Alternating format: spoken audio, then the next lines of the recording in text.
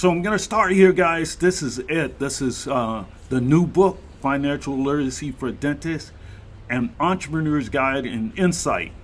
And this is insight from me, all of the stuff that I've learned over probably the last 40 years, 42 years in dentistry. But I'm teaching how to be in business for yourself, but not by yourself. So it says the guide empowers dentists to think beyond the chair. And that's what I want to do. I want to convey that to you, to master business and money and the mindset. And so I wrote this book because this is stuff that you will not, I guarantee you will not learn in school. They just don't teach it. Nor will anyone sit down with you and be able to convey this, what I'm going to give you. So it's worth millions of dollars. I'm telling you, I'm at the end of whatever career life. So I'm giving you all of this. I'm going to do it over a 12-week period. So it's a 12-week countdown starting tomorrow, which is February 1st. Yes, today is January 31st, and it is a beautiful California day. You would not believe it. This is a beautiful California day for all of you guys that are in ice and snow and so forth. I know I like the snow, but I wouldn't want to be there. But anyway, this is what I'm going to teach you, and I want you to really follow this. And if you really want to stay up on it, entrepreneurdentist.com, that's the website, entrepreneurdentist.com, and check this. Mayday. Mayday is an alert for emergencies. So Mayday, if you're having anything that's an emergency, I want you to be in May 1st, 2026 in Las Vegas. We're going to give you the exact hotel because now we're right in this 12-week countdown on what hotel we're going to be at. But that's the same time that Henry Schein is having their big event, and all your dentists are going to be there. I'm telling you. You can take a lot of time out to learn a lot of these clinical skills. You already learned a lot in dental school, and if you matriculated through your master's program or whatever, you learned all of these clinical skills. But then take a little bit of time to learn something about finance and economics. And I'm telling you, I'm the guy that's going to teach you a lot of these things. Even if a person knows, most of the time they're trying to clog it for themselves. So here's what I do, and I'm a mentor, but I want to do it. So go here, and then you'll find the mastermind and the different things that we're doing. You want to join. We're doing a podcast and then the books, and I'll talk more about that. But this is basically the thing I'm trying to convey right now. It's a new thing that I did, and over the years, I started with I was one of the early DSOs. In 1994, I formed the DSO because California had a restriction. You couldn't have the two offices in your name unless you set up a MSO. So we call it a dental MSO. But I was one of the early ones, and didn't realize it until later on that because that was a structure. I went to the attorneys that set it up, but nobody told me that I was kind of early in the game. So this thing that we form now, because I did that and I had all associates, I was very successful. I would consider myself to have been very successful, and I exited. We had what is called a liquidity event.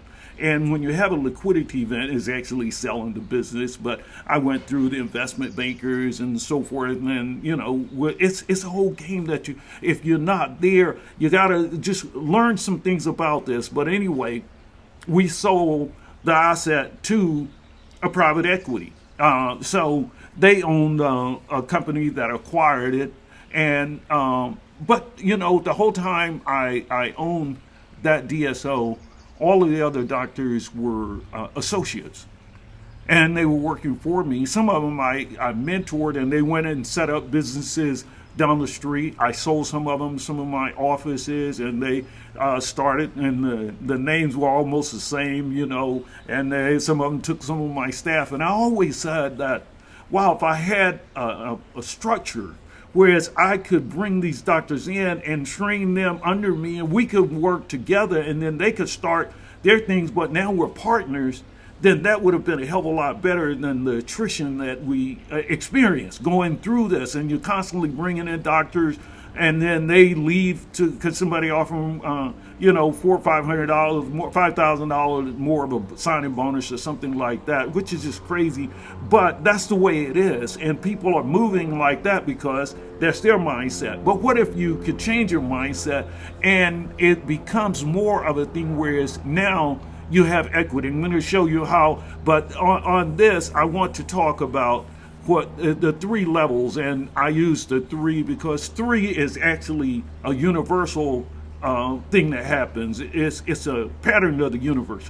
1, 2, 3, and 1, 2, 3 go one, and that's simplicity. So I want to keep it very simple, and almost everything that we discuss in the whole 12 weeks and beyond will be 3 yet 1. It'll be based on things like that because that's the way I was raised to understand things. So anyway, when you're at a holding company and the real estate, that's one that you don't need to think about. But let's talk about this. The partner dentist.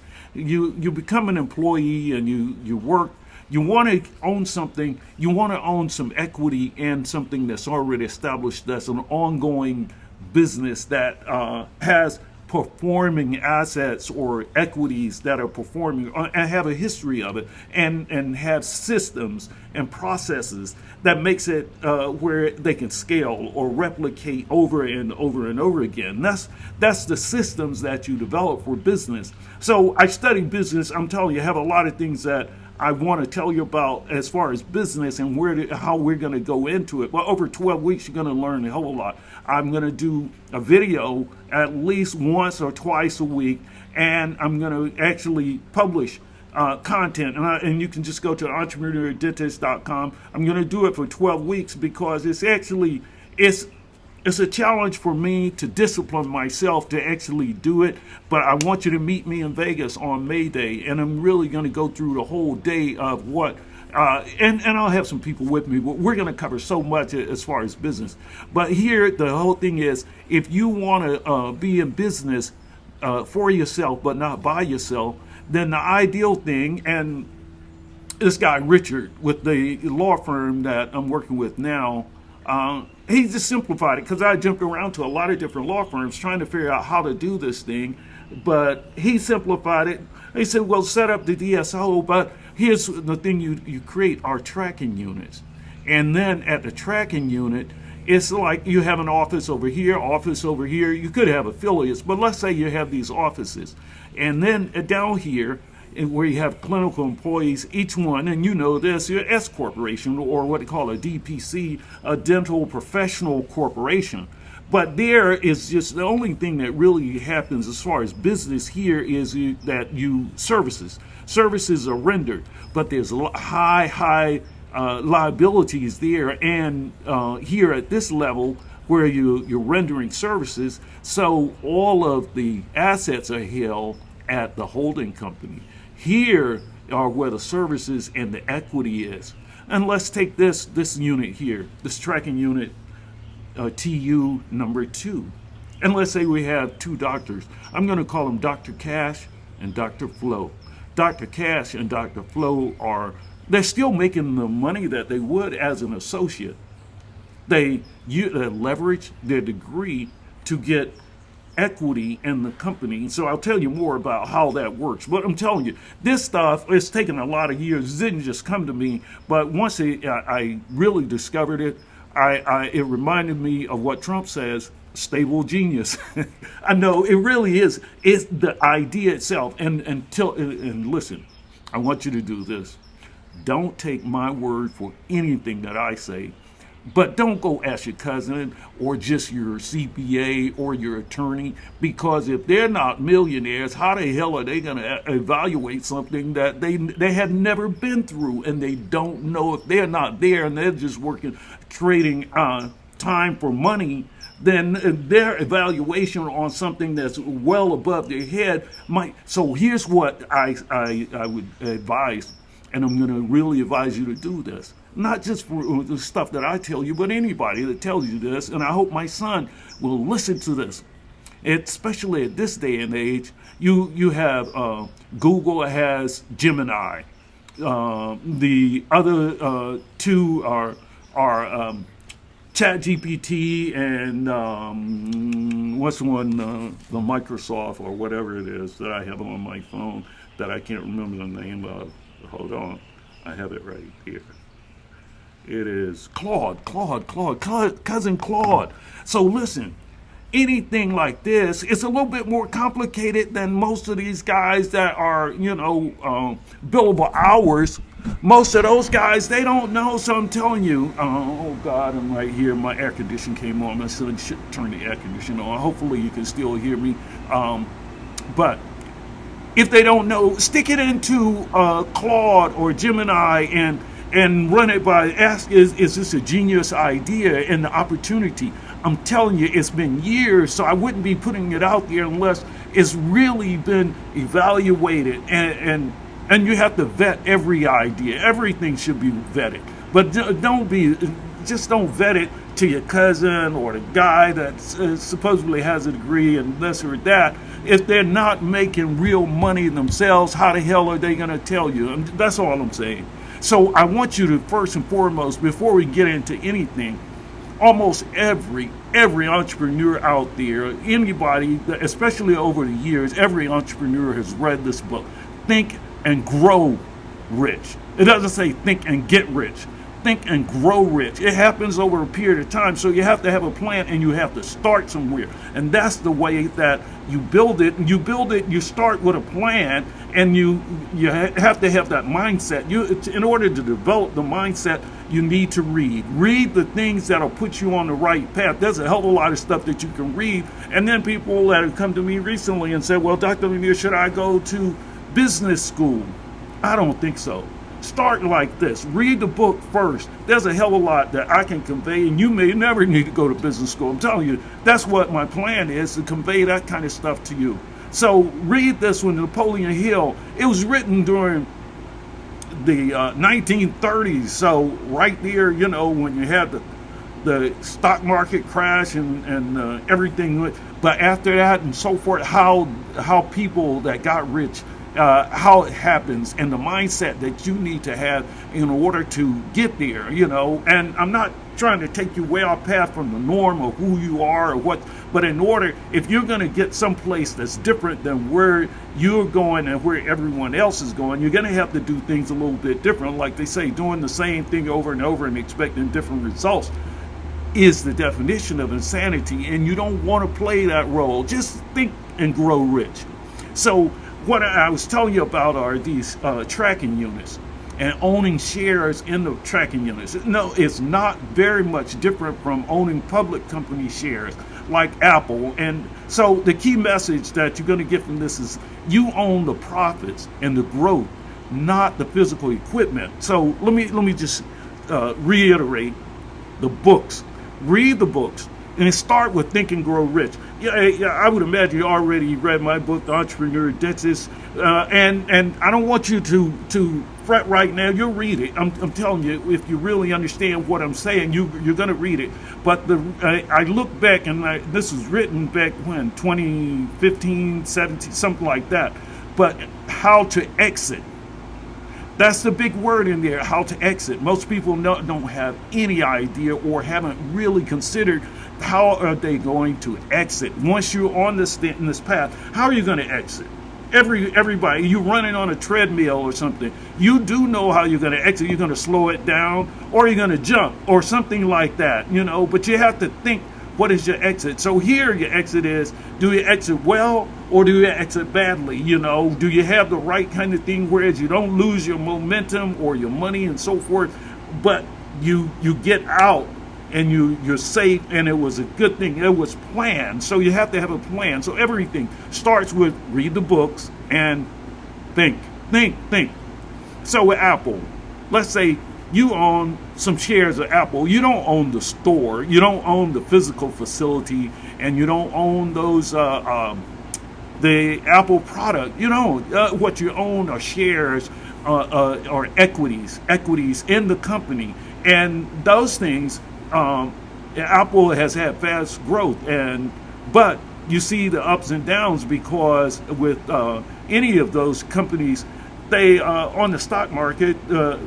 the stock market moves based on investor sentiment. So if someone is scared or something happens, everybody gets scared, stock falls. Don't mean they're not still selling iPhones and iPads and so forth, but investors, they'll spook and they'll sell their shares. And then tomorrow some good news come out.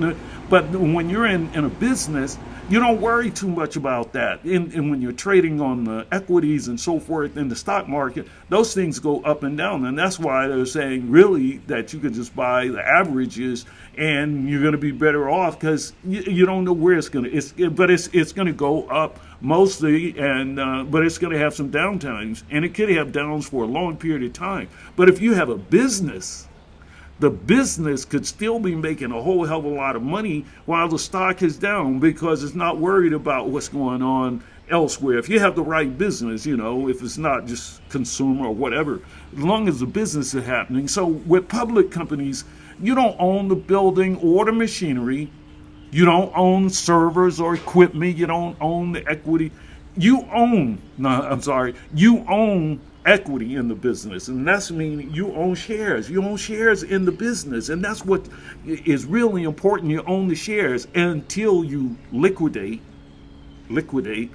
sell your shares, and then you have capital gains, and you pay capital gains taxes. But if you have capital gains depreciation or write-offs on something else, then it's washed. So those are things that we'll talk about later. But the benefits of this: some stocks, not all, pay dividends, so you might get profits distribution, and you get growth in the value of the shares. So you're getting growth in the value of the shares, and when you sell it, that liquidity event in the exit is your stock sale. So whatever it goes up in the value, now you sell it, and that's your profit that you made. So same thing here. If you're watching this as you grow it from zero, because we do de novos, so it's easy to know where you start and where you're trying to target to be in 4-5 years. So if you reach that, now your equity that you built yourself and whomever else is working, their partners in the business with you. And that's why I say Dr. Cash and Dr. Flo, because they're the ones that's watching it. So that's why it's called a tracking unit. You're tracking profits, or EBITDA. You know what EBITDA is? Earnings before interest, taxes, depreciation, and amortization. Those are just some business terms to say what we're going to do. It's like stepping on it or put a cut on it, and those are things that happen after, all of. So to simplify it, they just say, well, earnings, and with earnings, the only thing you have to worry about with earnings is in EBITDA is profits, and we're going to simplify it and says revenues minus expenses is profit, or my EBITDA. Revenues minus expenses is a profit. And that's the only thing that you have to track. And that's why they're called tracking units. And you can track what your production is, but you can track, and you can have some kind of effect on the revenues. You can push and generate a lot of revenue, production, collection, and so forth. And you can have a lot of effect on what your expenses are. What kind of material, how many staff did you use? Were you very efficient and very effective? Were you producing and using, the right procedures? Are you doing things? Are you marketing right? Or is your customer service good? So you're at the level where you have control over certain things. So the idea is control your controllables. The things that you shouldn't worry about is if the marketing or the management services from the support team, if they're doing their thing, you don't worry too much about what they're making, how they're doing their thing, or whatever. Control your controllables. That's a principle. And principles are very, very important. Principles are the things, because Principles remain the same. It's the manifestations that change, but principles remain the same. So if you learn the principles that I'm trying to convey, it works across all. It doesn't matter what business or what you're doing. You can pass it along to your kids because it doesn't matter. It's the principle. The manifestations or the particulars change all the time. A lot of times people are asking me, well, Dr. Arnea, should I get this or that in my office and do certain, those I can't really tell you. I haven't practiced dentistry. I'm still licensed. I keep my license active, but I haven't actually practiced in probably 15, 18 years. You know, I every now and then I've done a little prophy or something for a patient. But basically, I run a dental business. I've done a lot of thinking. I've done a lot of studies and so forth. So I'm here to help you really get to the point that you can become not only profitable, but wealthy with the plan. So I'll give you more on this. But a tracking unit, you have shares. You don't own the chairs or the x-rays or the CBCT. You don't own IT equipment. You own equity in the tracking unit business.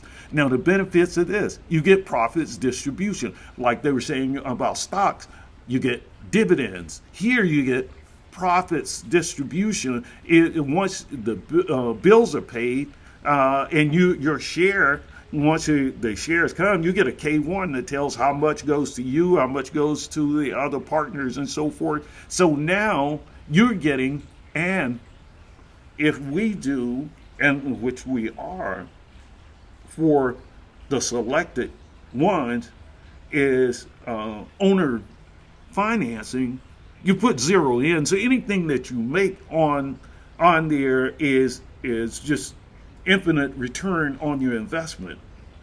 But I'm going to show you how this thing works. You make a hell of a lot of money. But the thing is, you got to think. Because a lot of times we're just following along because that's the way we've been conditioned. You know, go to school, get a good education, and then get some more education. And if you want to, get some side education. Now you really think you're the shit. And you walk out and you think, well, I need to get paid and a hell of a lot because I'm an educated fool from an educated school. Let me have to do it. But I'm telling you, you got to learn something. Think for a minute. The benefits of owning something, because if you don't own anything, and here you own the rights to the profit shares, you see, and that's the thing that you own the equity. You don't own the chairs, the x-rays, the assets. You own equity. And the same thing with Apple. You don't own the assets, you own equity. Same thing. I'm telling you, it's taken me a hell of a lot of years to come with this, and a lot of people that I talked to that could not do it until I met this guy, Richard, who made it simple. I guess in another company, some of the other law firms that I tried, I think they did give it to me in a kind of different form, but it didn't make sense for some reason. You know how you could hear something over and over and over again, but you don't hear it until finally somebody, boom, and then all of a sudden a light bulb goes off and you're like, damn, that's it, you know? And that's what happened when I was talking to Richard. He was like, well, doctor, here's what I've done, and he had done this with a group of physicians and so forth. He said, you establish tracking units. So you have your DSO, and then you set up the tracking units, and you track equity have partners, and they track EBITDA. And that's the only thing you need to track is EBITDA or profits. So it's called so you say one office is a tracking unit, and you own the equity in that tracking unit. So, and again, the business benefits is you get profits distribution. No, that's after you pay, of course, your debt servicing, and debt servicing means, of course, you finance the loan for your percentage, and during that time we do like a 10-year amortization with a 4 years you're just paying interest only, and then at that 4 years now your value in the company is way up here. It's easy to go out, take out a loan on that, not even your personal. You're taking out a loan on your ownership of the equity or the cash flow. You own the cash flow. So during that time, you get appreciation in equity value. And now, if we exit, if we have a major liquidity event, now we exit the whole platform, you're in on ground level. So it could be an exit between 8 and 14. The last exit I had, which was small, I owned everything, was 7. And I said, well, why can't I get to 14? And I'm going to show you how you can get there with me. So, like I said, with any of these equity, like in the stock market, ups and downs, sentiment, investor sentiment, different things. Whereas with this, you're going to have, it's not going to be just straight line like that. But I guarantee you that over the period of time, and my slide isn't in there right, it's too big. But anyway, the top line is revenue, and it goes to $3 million. And the profits normally run about 30%. That's what we refer to as your margin. What's the margin? The margin is somewhere between 25 and 35, depending on the specialties and whether you take any kind of Medicaid or Medicare, or you just straight, so let's say 30%. It could be a little less, a little more, 30%. So 30% of the $3 million is what? That's $1 million. So if you were to exit, if we were to exit, if you exit, let's say you just want to sell at that point. Once you refi and have a bank take out the owner's investment, and now your value in there is somewhere between 4 or 5. And if you do the things and you exit at 5, you're still $1 million in value. But if you were to, did I do it right? I think it is. Yeah, $1 million. Yeah. So what you're doing actually is you're taking an option. So with just a signature, you get an option to buy in at this ground floor level here, and then over a 4-year period, you're exiting with a value of $1 million for your 20 or 25% share. I think I said 25% share. If you were 25% share right here, or 20, anyway, it's $1 million minus whatever your debt is on that, because you still got to pay whatever the debt to get in there. But what a hell of a props, and nobody that you're going to run into can set you up and tell you how to pull something off like that. I'm telling you, they're not going to tell you. If they do, you call me, and therefore I won't refund everything that you ever gave me, because I just don't think it's out there. They're not going to tell you. But listen to this now. Remember this, because this is worth millions of dollars right here. FAME and FARM, 2 acronyms that I want you to really get down. Now, here's the thing. FAME is forced appreciation multiples of EBITDA. So, and I'll tell you how you force the appreciation. By getting in there when it was at 0, and you and Dr. Cash and Dr. Flo have pulled it up to where the revenues, that office is now producing $3 million. May have, other partner or other associates come in and work, but whomever, or hygienists, or whomever that have worked in there, but you guys produce $3 million. That's, you force the appreciation. Now your value have appreciated, your value has appreciated, and now the value started out at pretty much 0 with debt, and now it's up there to the point where it's $1 million mounted minus whatever debt. You force the appreciation multiples. Now the multiples, rather than being worth whatever, now it's worth 5 times EBITDA. So you force the appreciation of EBITDA. You force the appreciation multiples of EBITDA. Now your EBITDA is $1 million times 5, and that's $5 million times, divided with between the partners, and your part comes out to $1 million.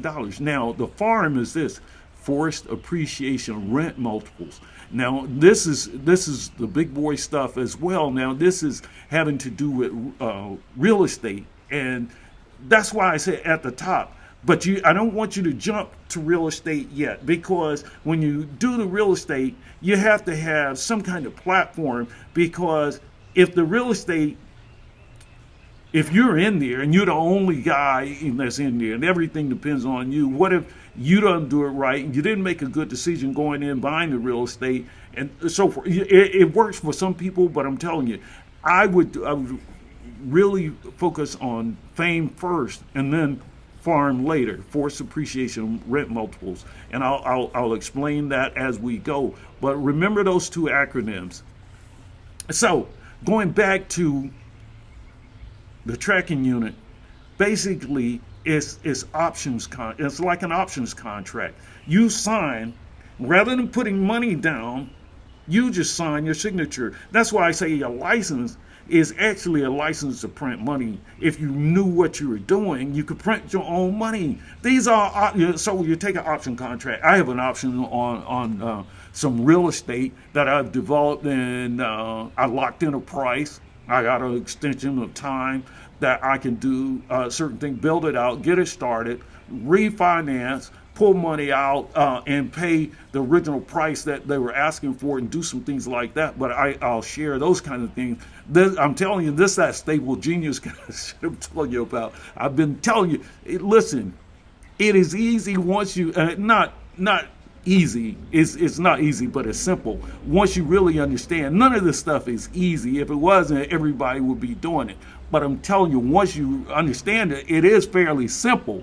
But the other thing is this: your fear will prevent you from doing it. See, our limitations are set by ourselves. So all of our limitations are pretty much self-imposed, and most of them by fear. Fear will hold you back, and most of the time it's good, because if you don't know what the hell you're doing, you should be afraid. But that's the reason you want to have some partners and some resources that you trust, that do know what they're doing. So, but what I was saying, after the 4 or 5 years, you refi, and then if there's a liquidity event, whereas the whole is greater than the sum of the parts, that's that liquidity event where you sell the whole thing, and then you can reach multiples of 10 or more. So even conservatively, like I said, when I went by myself and I had not had the kind of growth that I'm having now, it was a 7. But if you can imagine a 10 or 12 or 14.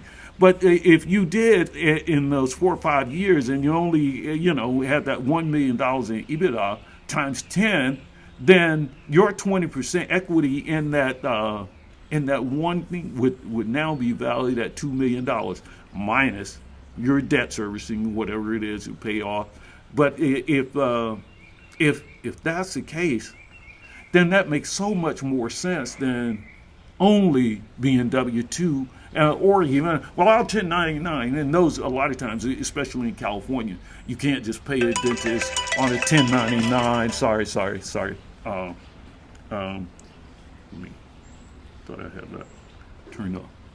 Anyway, those are things. So they're so much different than a W-2. You need a W-2 a lot of times because you got to work and you got to have money. There's nothing that really comes free. So you got to have, you're in there working, but you're forcing the appreciation of whatever it is, the equity in whatever it is that you're working on or working for. That's important.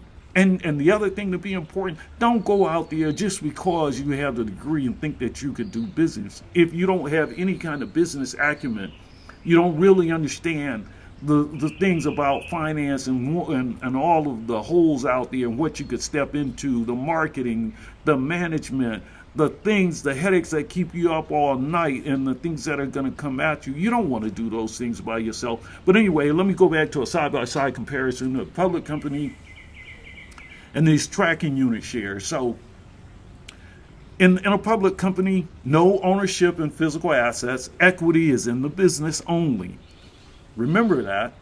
And now with the tracking units, no ownership in equipment, equity in the tracking units only.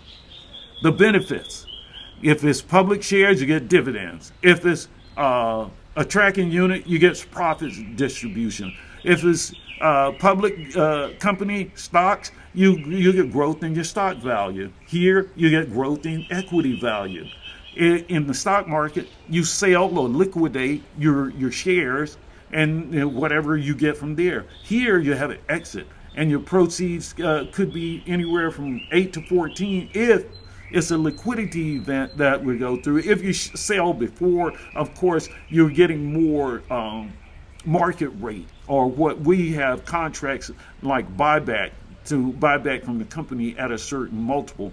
But that's to be discussed a little further. But basically, what I want you to understand is cash flow. These are, I'm telling you, this is MBA level stuff, but it's very targeted. A lot of times you could go to school and study stuff that really is all over, and you could come out and you're thinking and so forth, but you didn't do anything. So your cash flow statement, a financial statement that aggregates a company's cash inflows and outflows. You see, so you got your inflows and you got your outflows. And what's left is your EBITDA. There it is. There's your money. Because this came in, this went out, this is what stayed, and that's the only thing you're tracking. You see, that's what you're tracking. That's why it's called a tracking unit. You generate revenues and you generate expenses. The difference in the two is your profits. So in summary, owning shares mean you own the profits and growth. The growth, your appreciation, not the physical assets. Both public and tracking unit shares represent equity in the business, not physical assets. Equity. Public company shares offer dividends, growth in value, and stock sale liquidity, whereas tracking units, shares, profits, provide profits distribution and strong exit of proceeds at this 8 to 14 times EBITDA. This is I'm telling you, this is genius level stuff, guys. Especially if you're in the dental field, you can run. I'm telling you, run it through AI. Don't just take my word for it. So I'm going back here again and just saying a tracking unit, and the tracking unit leases things from. So these services, they have a management service agreement with the holding company or the DSO, and they provide services. So the services that we have TKO services or TKSS support services, and that's what it is. Support services, you lease that, and you lease the assets, whether it be equipment and small and large equipment, so forth. So you don't really have assets here, because here's where you have a lot of liability, and if you get sued, and you don't need to worry about that. A lot of, am I going to own this or am I going to own that? No, you're not. You're going to own your profits and the equity value that appreciates while you're in there, and that has a hell of a lot of value. Think Apple. Don't think your cousin and what you're used to, because we're conditioned. And if you were to go to get a bank loan, then they're going to say, well, you got to own this and own that, and then we can hold this. And that's why I don't deal with the regular loans and banks and partnering with people, because I know, and I've been through all of that, and we have a whole different process, to capitalize our things so that we keep it going. But I'm telling you, you can participate, and I understand skepticism and hesitation, procrastination. But if you really want to evaluate it, plug it all into ChatGPT, Cousin Claude, or go. I also like Gemini. I like all three. I'm using those three. I know there's a plethora of all kinds of AI kind of apps that are out there. I've used all three because I plug it into all three and see how they come back, which one I like the best, and so forth, and how they speak to me. But I'm telling you, don't go get your cousin Fred. Get Cousin Claude or somebody else and run it through something that's smart. I'm telling you, not everybody out there, even people that have law degrees and the CPAs and all of that, if they don't have, listen, and I'm not trying to put off on anybody, but if you're talking about really being an entrepreneur, if they were such an entrepreneur, why are they trading time for money? They haven't figured that part out. But their services, I need all of them. You need them, and I need all of the people around me. But I'm saying, if it comes down to making an entrepreneurial decision, talk to somebody that understands, and don't just talk to people now talk to AI. It's smarter than all of the people that you can come across. If you can ask it and give it the right prompts, it'll give you the answer and can evaluate better than most people can. Are you tracking? Tracking units is what it's all about. So that's my question to you. Are you tracking? And I want you to really go to the website, entrepreneurdentist.com. But your first assignment is Think and Grow Rich. Napoleon Hill. They say it's about a 6-hour read. I have about 3 different copies. I don't know why. Over the years, I've given some away, and then people have taken mine, or I lost some and then I found it again.